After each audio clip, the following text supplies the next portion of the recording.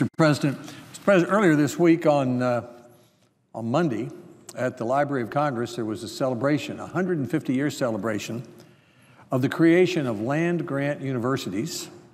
The National Academy of Sciences and the assemblage also took a moment to throw a bouquet to Andrew Carnegie for creating so many free public libraries.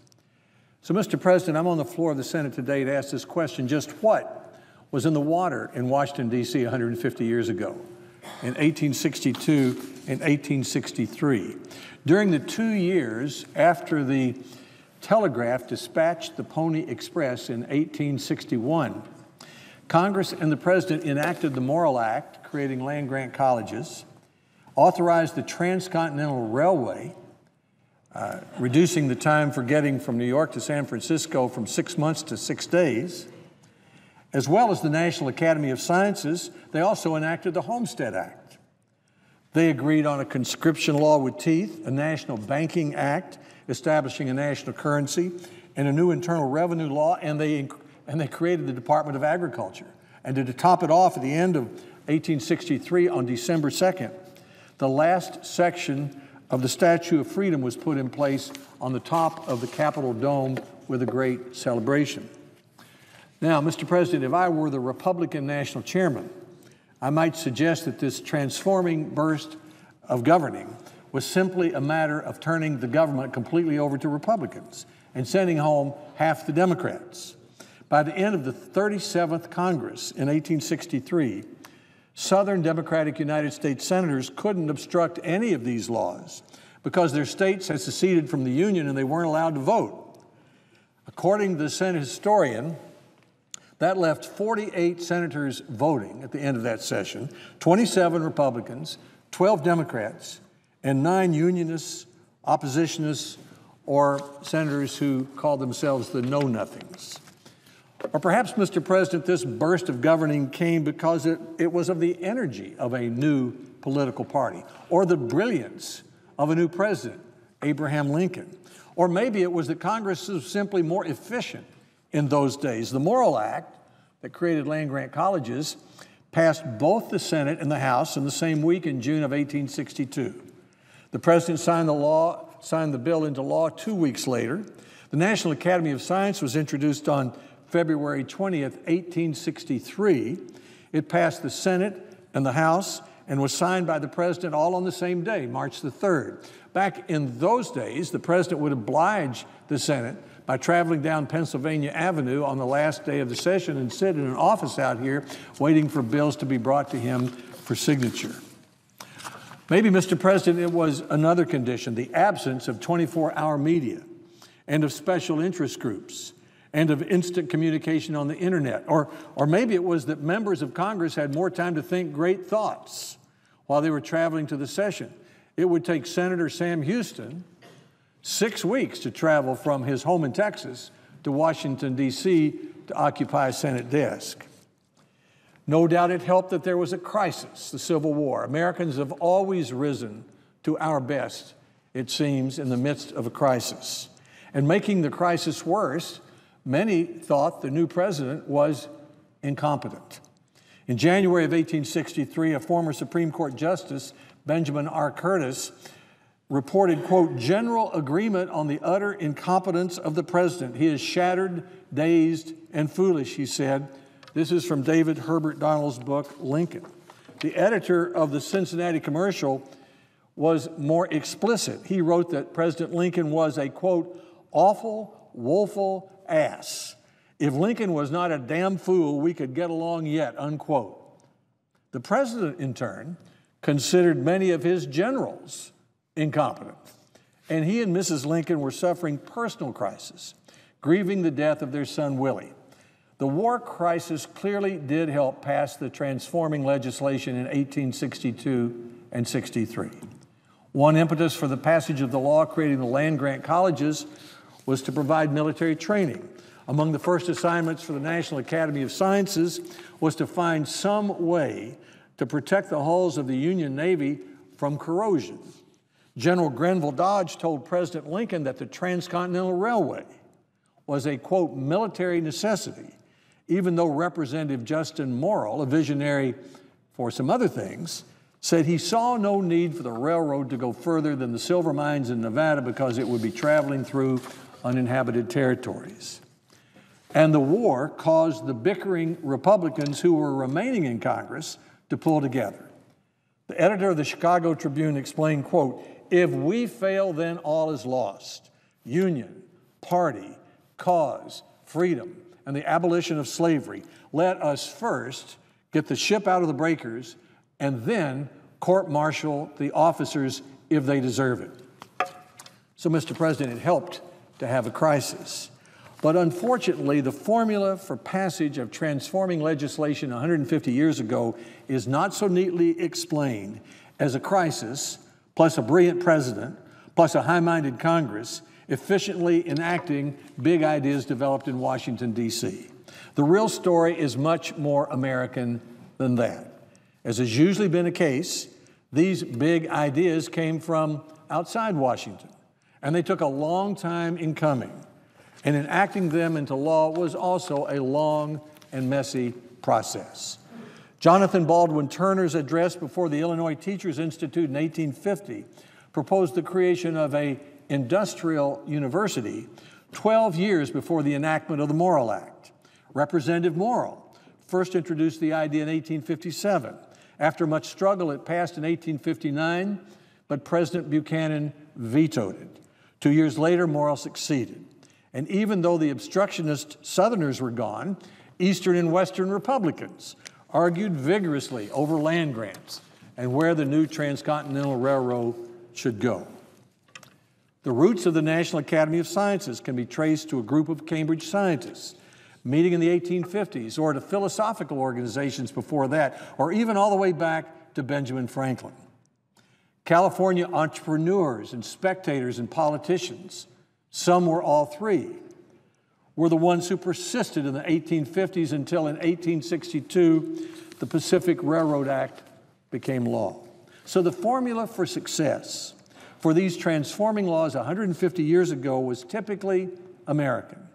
Big ideas bubbling up from around the country, plus entrepreneurial persistence, plus a crisis equaling transforming results. Now, how does that formula apply today to improving the American condition? Well, to begin with, we have a handy crisis. Washington is borrowing 40 cents of every dollar it spends. And by this rate, by 2025, that year, every penny of tax revenue will go for Medicare, Medicaid, Social Security, and interest on the national debt, with nothing left, unless we borrow more, for national defense, national laboratories, national parks, research, or education. And a second crisis, many fear, is that our country simply may be unable to compete with the emerging Asian economies. So what transforming steps should the United States take to meet these new challenges? My own view is that rather than creating new institutions, as America did in the 1850s and 60s, it would be much wiser for us to spend our time making the institutions we already have work. Let me discuss just two examples. First, our basic governmental institutions. The new Foreign Minister of Australia, Bob Carr, a great friend of the United States, said recently in Washington, D.C., that the United States is one budget deal away, he said, from reasserting its preeminence in the world. He means, of course, that the world is watching, actually hoping that at the end of the year, the United States will demonstrate that we actually can govern ourselves by resolving the fiscal mess we have in a way that reforms taxes, controls spending, and reduces debt. To do this, Mr. President, we do not need a new government. We need for our newly elected president, whether his name be Romney or Obama, to lead. President Lyndon B. Johnson's press secretary, George Reedy, defined presidential leadership as number one, seeing an urgent need, number two, developing a strategy to meet that need, and number three, persuading at least half the people that you're right. And we don't need to change the rules of the United States Senate. We simply need a change in behavior. Less playing of games and more getting of results. The new Congress, next year's Congress, whether it be Republican or Democrat, must make its goal to dispute, amend, debate, vote upon the president's proposed agenda, and then to help the president succeed. Because if the president succeeds, whether he's Republican or Democrat, our country succeeds.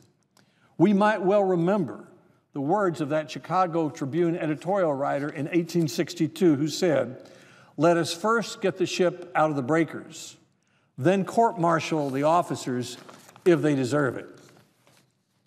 The second institutions we should refurbish and make work are our colleges and universities, all 6,000 of them, not just the land-grant universities that we celebrate this week. Again, we don't need new institutions, we just need to reassert the greatness of the ones we have. Our universities, along with our national laboratories, are our secret weapon for innovation. And innovation is our secret weapon for producing 25% of all the money in the world each year for just 5% of the world's population, we Americans. The list of what it would take to strengthen our colleges and universities is short, and it's mostly agreed upon. First, stop sending home every year 17,000 of the 50,000 international students who graduate from U.S. universities with graduate degrees in advanced science, technology, engineering, and mathematics. Give them a green card and let them stay here and create jobs for Americans. Next, double funding for advanced research as the America Competes Act, which passed with huge bipartisan support in the Senate, has authorized. Third, repeal the federal Medicaid mandates that force states to spend money on Medicaid that otherwise would go to higher education. This has resulted in dramatic decreases in state support and increases in tuition to try to maintain quality in higher education. Next, while Congress is repealing the Medicaid mandates, it should literally cut in half the stack of regulations that hamper institutional autonomy and waste dollars that should be spent on students and research. And finally, Mr. President, the institutions themselves should look for ways to save money, such as full utilization of facilities during the summertime, such as 3-year degrees for some students, and reforms in teacher tenure.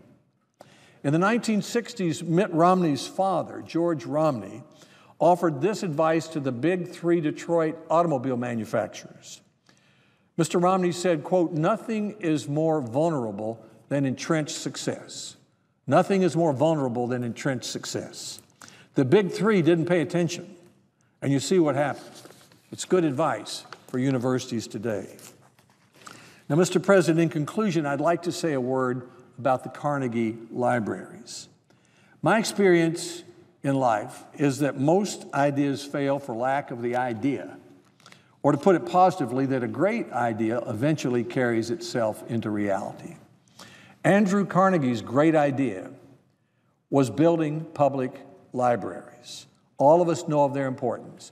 I remember that at the time the New York Times wrote an article about me, and they said, Mr. Alexander grew up in a lower middle-class family at the edge of the Tennessee mountains. And I remember calling home later that week to talk with my mother, who was reading Thessalonians, gathering strength for what she said was a slur on the family. She said to me, "Son, we never thought of ourselves that way. You had a library card from the day you were 3, and you had a music lesson from the day you were 4. You had everything you needed that was important." Andrew Carnegie's gift and the federal laws 150 years ago, creating land-grant universities and the Academy of Sciences and the Transcontinental Railroad and the Homestead Act, all have this in common. They were not command and control federal government actions from Washington, D.C. They were big ideas that, when implemented, empowered Americans to do things for themselves, to travel, to own a home, to educate themselves, and to learn by using a library. For example, my empowered mother took me to the A.K. Harper Memorial Library in Maryville, Tennessee, when I was 3 years old in order to get my library card. Mrs. Alexander, the librarian, said to her, "We don't give library cards to 3-year-olds. "Well, you should," she said to them, and they did. So on this anniversary, for the congressional enactment of transforming and empowering ideas, there should be more hope than despair. We still have most of the great universities in the world in our country. They still attract most of the brightest students from everywhere, insourcing brainpower and creating wealth. According to a recent survey by the Harvard Business School of 10,000 of its alumni about U.S. competitiveness, if you're in business in this country, it's still hard to beat. America's entrepreneurial environment, proximity to customers, low level of corruption, access to skilled labor, safety for people and property, and protection of intellectual property. We have a remarkable system of government in our country created by geniuses that many countries struggle to emulate. So why should we not celebrate this anniversary by taking steps to ensure that 25 or 50 or 100 years from now, we have even more of the great universities in the world? And one more thing. Let me read exactly what Australia's Foreign Minister, Bob Carr, a friend of the United States, said in his speech in April. He said this: America could be one budget deal away in the context of economic recovery, one budget deal away from the banishing the notion of American declinism. Think about that, Minister Carr said.